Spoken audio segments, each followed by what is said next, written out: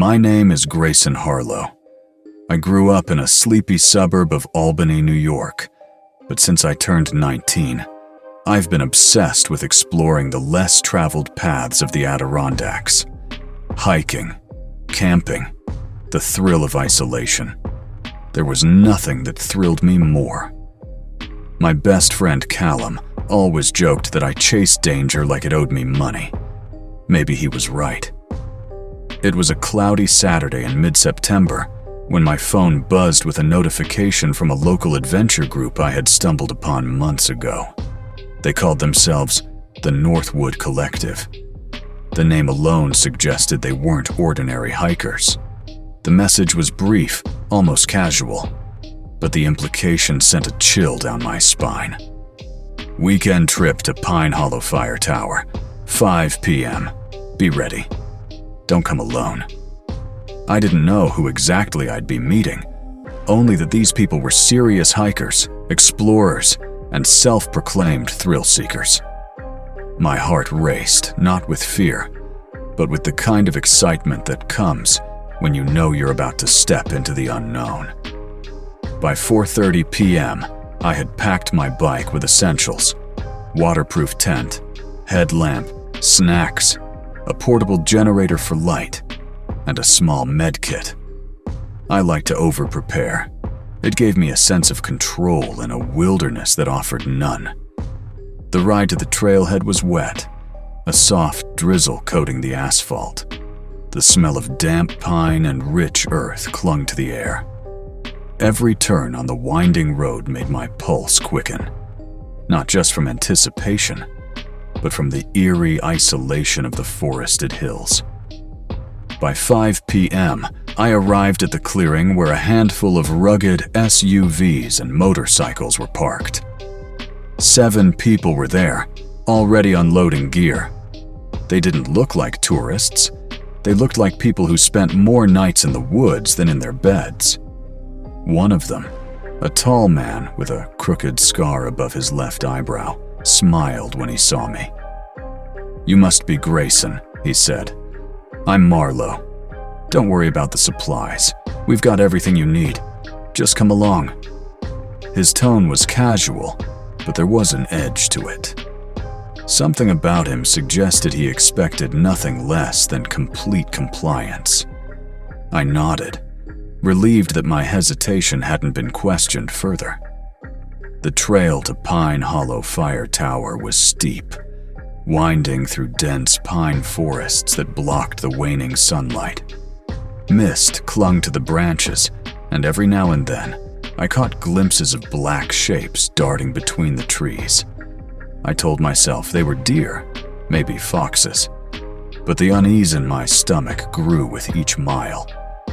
2 of the group members, Jasper and Callan, carried long, modified trekking poles that looked like they could double as defensive weapons. Their presence was both comforting and intimidating.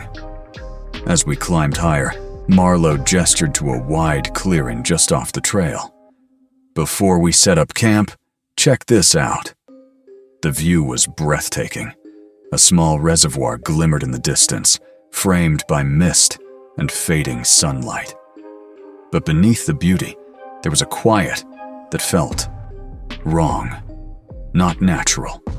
No birds sang, no wind rustled the trees.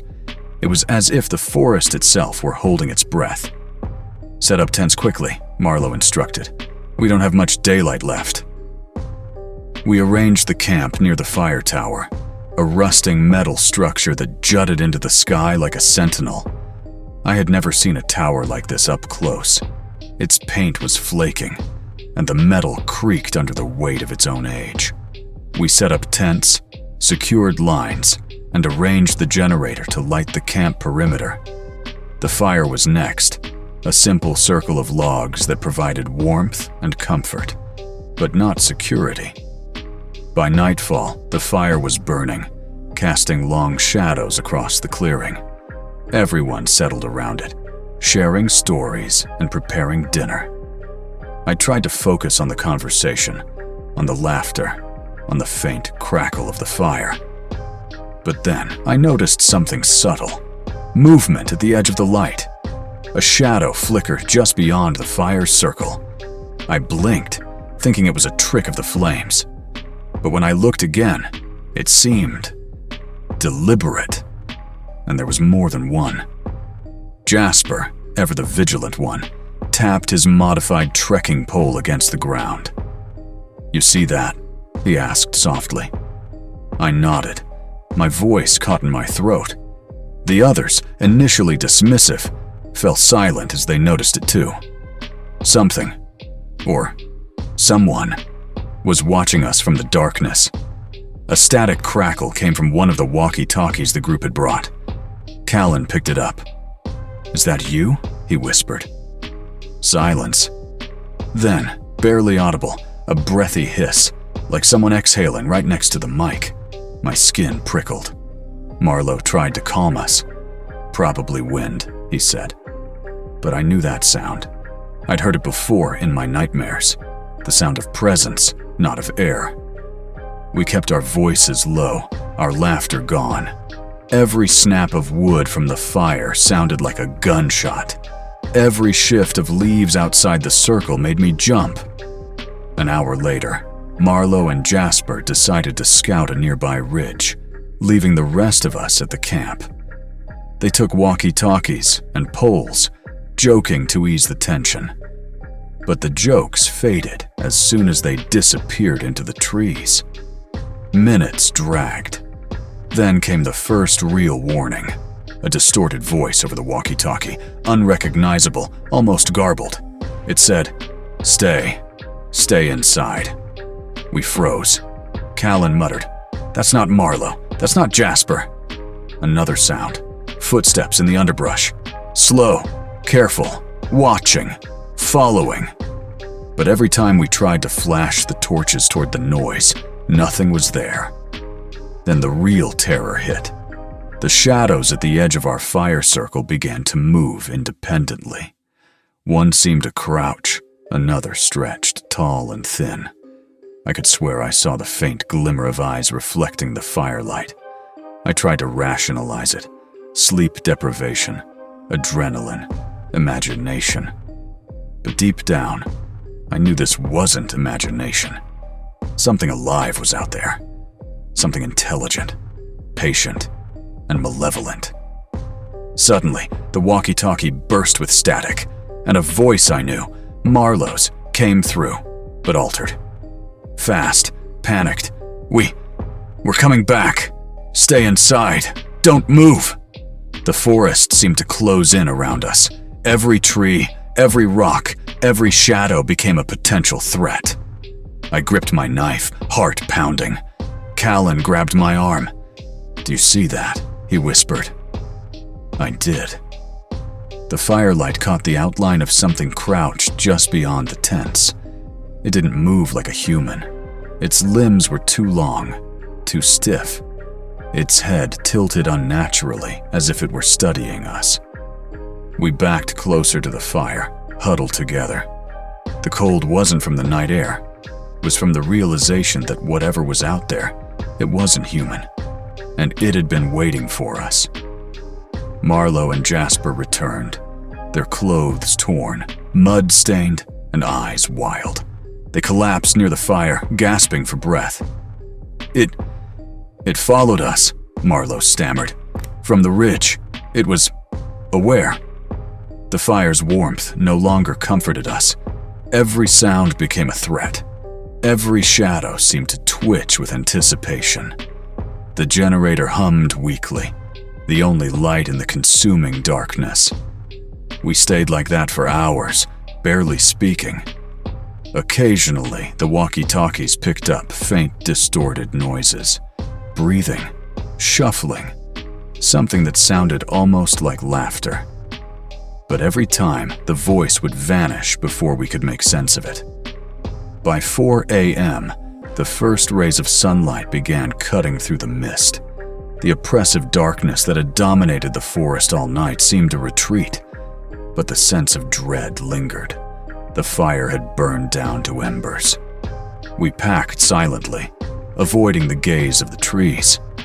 Not a single one of us slept. Not truly. We moved quickly, descending the ridge, glancing behind constantly. The campsite, the shadows, the eyes, everything was gone. Yet I couldn't shake the feeling that they were still watching, waiting for the next night, the next group of intruders. We reached our vehicles just as the sun broke over the horizon, exhausted, mud-streaked, alive, but forever changed. None of us spoke about what we had seen in detail. Words seemed insufficient. I haven't returned to Pine Hollow since.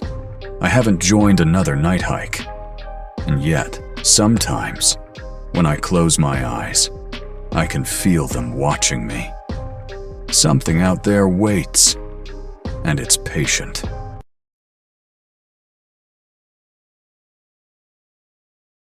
I always thought I knew what fear felt like. Cold sweats during late-night horror movies. The sudden jolt when a raccoon knocks over a trash can. But nothing in my life prepared me for the sound I heard at the edge of Black Pine Ridge. It wasn't a scream, not a growl, not even a footstep. It was whispering. And it was calling my name. My name is Corbin Hale. I grew up in Rochester, New York, and I've always been obsessed with the woods. Not just hiking. I mean truly vanishing into the forest until civilization feels like a memory. It was a rainy October afternoon when I got the text from an online hiking group called the Northbound Pathers. They were known for extreme wilderness trips, the kind most people wouldn't dare attempt. The message was short. Black Pine Ridge.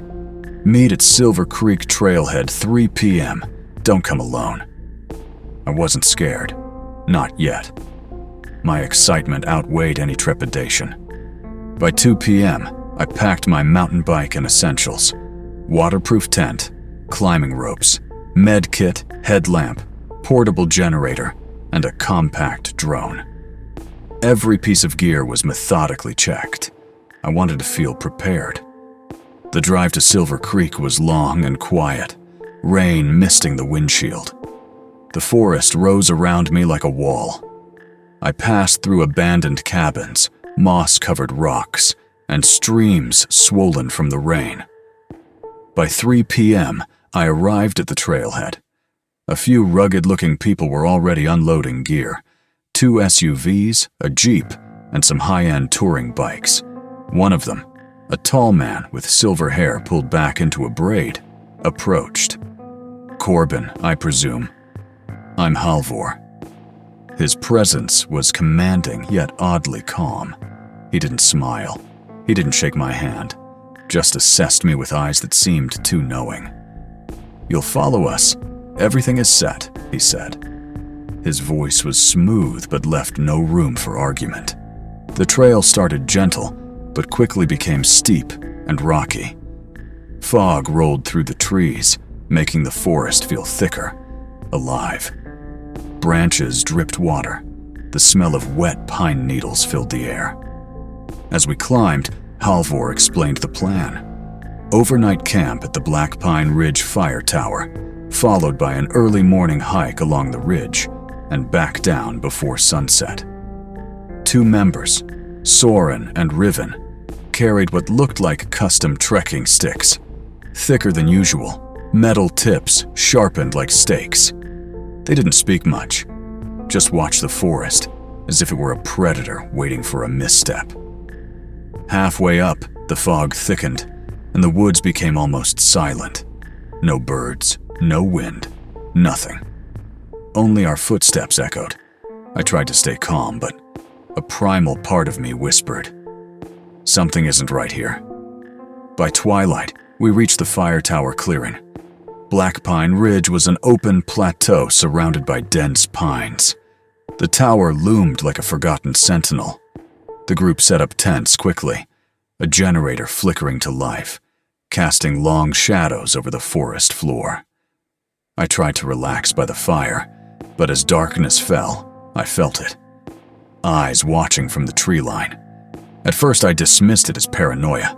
Then, the whispers started, Soft, almost melodic, but I could distinctly hear my name. Corbin. I froze. Nobody else seemed to notice. I blinked, and the whisper stopped. My pulse jumped. Halvor remained calm. The forest is alive at night. Listen, observe, but do not respond. Later that night, Soren and Riven went scouting with headlamps and walkie-talkies. Minutes passed like hours. Then a crackle of static came through. Do not leave. Do not. It was garbled, distorted, yet chillingly human. I glanced at the firelight's edge. Movement. A thin, dark figure crouched just beyond the light. Longer limbs than any human, head tilting unnaturally. Riven whispered, "We shouldn't be out here alone." The fire's warmth no longer comforted me. Every shadow seemed to twitch. Every snap of a twig sounded like deliberate steps.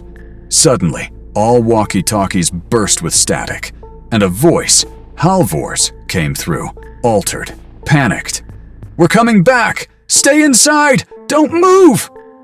The forest felt suffocating. Something was outside, intelligent, watching. Every rustle of leaves or snap of branches made my heart leap. From the darkness at the fire circle's edge, figures appeared. Tall, thin, inhuman. Eyes reflecting the firelight. One seemed to crouch, then stretch, testing its limbs. I gripped my trekking pole, fighting the urge to scream. The group huddled, silent, breathing shallowly. Halvor and Soren returned, mud-streaked and terrified, eyes wide, clothes torn. They collapsed near the fire. It followed us. From the ridge. Aware. The whispers continued, now faint, coming from every direction. Not words, not screams, just breath, syllables, pauses, waiting. I realized then, fully, that whatever was out there wasn't human. It had hunted us silently, studied us, tested us. As the first rays of sun cut through the mist, the forest felt quieter, but the dread lingered. We packed in silence, glancing behind at every rustling tree. Not a single one of us slept that night.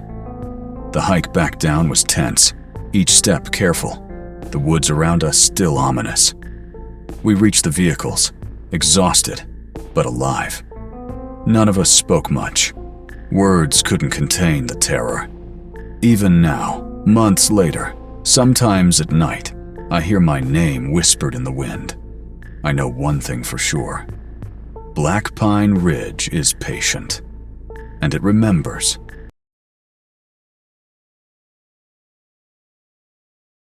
I always thought the forest taught patience, solitude, even clarity. But Raven's Hollow didn't teach, it questioned. Every step I took there was a dialogue with myself, a test of my mind, my soul. And by the time I realized the shadows were listening, it was already too late. My name is Lucian Frost. I am a graduate student in philosophy at Portland University, obsessed with the wilderness, not merely as a landscape, but as a mirror for the mind. I read that solitude and nature sharpen perception, reveal truths about ourselves. That was the idea. One Thursday, an email arrived in my inbox. Raven's Hollow, a day hike, midnight departure. Bring only what you must. Do not trust the trail markers. I paused. The sender was anonymous, but it stirred something primal inside me. I wanted answers, clarity, perhaps even transcendence. By midnight, I was driving through the misty outskirts of the Cascades. The hollow, as locals whispered, was untouched, wild, and notoriously disorienting. They said people who enter alone sometimes come back, changed, or not at all. I parked near an old ranger's outpost, abandoned decades ago. Fog clung to the pine needles, and a crescent moon barely pierced the mist. The trail began as a narrow, muddy path, snaking through towering trees. Soon, I realized something subtle. The forest was listening. not in a supernatural sense yet, but every sound I made was echoed back slightly differently, almost as if the trees themselves were mimicking my steps. Hours passed. My flashlight cast long, warped shadows. I spoke aloud to myself, testing my sanity. Is this the forest, or my mind? A whisper answered, so faint I could almost convince myself it was the wind. Both. By the river crossing, the trail disappeared entirely. Rocks glistened with rain, and the stream's current sounded like a conversation with some unseen entity. I stepped carefully. As I crossed, I noticed footprints that weren't mine. Slender, elongated, and perfectly spaced. Every rational thought screamed to leave. But my curiosity, the philosopher's hunger for truth, kept me moving forward. Then I saw him, or what looked like a man, leaning against a tree, hooded, silent. His eyes were hidden. When I blinked, he was gone. But the footprints remained. I realized something unsettling. The forest wasn't empty, yet no one else was here. I set camp on a ridge overlooking a valley so deep it felt like the earth's chest cavity. The fire sputtered. I lit incense to keep the mosquitoes at bay. Then I noticed shadows moving independently of the firelight. They stretched, bent, and sometimes seemed to retreat in anticipation of my gaze. As I lay in my tent, I thought about existence, perception, fear. Was the forest external or internal? The whispers began again. Why are you afraid? Of yourself. I froze. No breeze, no movement, just the question, clear as day. My heartbeat matched the rhythm of the shadow's subtle sway. The following morning, the trail was gone entirely. Only twisted roots and fog guided me. Each step brought philosophical torment. What is real?